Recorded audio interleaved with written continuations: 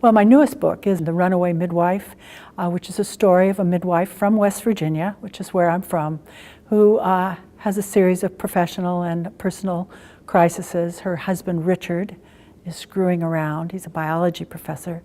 We don't really like him very much. And then she has a daughter in Australia who's not answering her pages. She has a patient who dies in labor. Very unusual situation. And finally, she has a friend who commits suicide. And that part actually happened to me, and I wanted to write about it because almost everyone nowadays knows somebody who committed suicide, or a friend's son, or somebody, and I don't think we talk about it very much, about the survivors after suicide.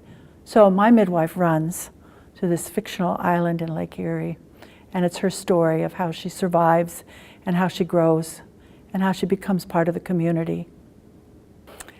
Well, I was going through a bad year. We had a series of personal and professional disasters, really. A couple of illnesses, an accident, and then one of my friends committed suicide. And at that point, I just felt like running away. And I don't think it's uncommon for people to have that feeling. Most people don't do it. But I ran to Pelee Island, which is just on the Canadian waters across from Sandusky. And I began to write a book about a fictional midwife who ran away. And you know, one of the interesting things about writing about midwives, because in all of my books, since I am a midwife, I feature midwives, they make great heroines because they walk a razor's edge between life and death. Mostly life, but occasionally not.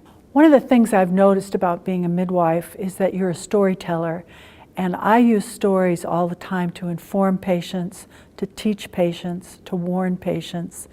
One of the examples would be a teenager who doesn't want to take her birth control pills because it might make her fat.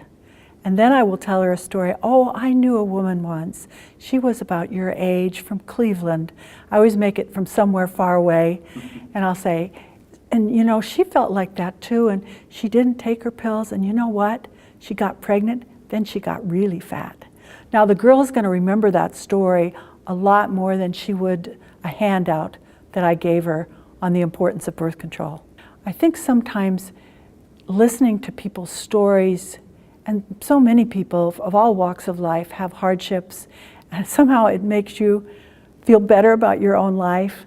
I'm sort of a dramatic person, and if I'm having troubles, they're really big troubles. And then when you talk to people, like in the privacy of the exam room, everything from, you know, a college professor to a kid who's pregnant with twins, you think to yourself, get a grip. Really, I have a pretty privileged life. And then the other thing I miss, of course, is delivering babies. And it's interesting, I still dream about it. Sometimes I'll just wake up in the morning and I think, I delivered a baby last night. And it's just so real.